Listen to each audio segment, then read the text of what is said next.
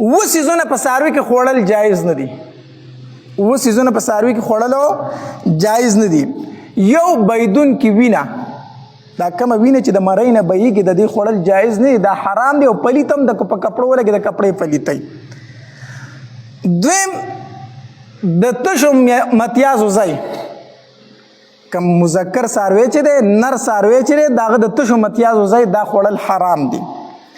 دارنګې مثانه پوکڼۍ د څاروي، د میچازو پوکڼۍ، د دې خوړل هم څه دي؟ حرام دي، جایز نه دي. دارنګې د څاروي هګۍ دا ګوره خوړل جایز نه دي. دا بعضې بېوقوفه چې به هوټلو ته ځي پسې وایي دا وایي هلته کې خوري. دا سب بېوقوفه خلک دی، هر شی به دوی خوري، هر شی به دوی پکاري. په هوټلو کې دا پخېږي دې پسې ځي. دا ګوره حرام دي، دا خوړل جایز نه دي. پوهېږئ په خبر نه پوهېږئ په خبر باندې. نو د څاروي هګۍ دا خوړل جایز نه دی. پېښور کې په هوټلو کې پخېږي.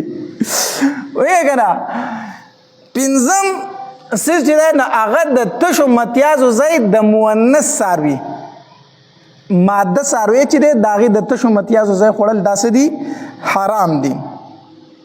او دارنګې که چېرته په غوښې کې غوټې شوي دی، یو څاروي په غوښه کې غوټې شوي غوټې، نو دغه غوټې خوړل هم حرام دي. دا ناروا دي، دا به نه خوري، دا به د غوښې نه ورته وایي. او دغه رنګې تریخې، څه شی؟ تریخې. دا اوه څیزونه خوړل په څاروي کې ناروا دي. د دې نه علاوه نور ټوله غوښه جایز ده او حلاله ده، خوړل یې پکار دي.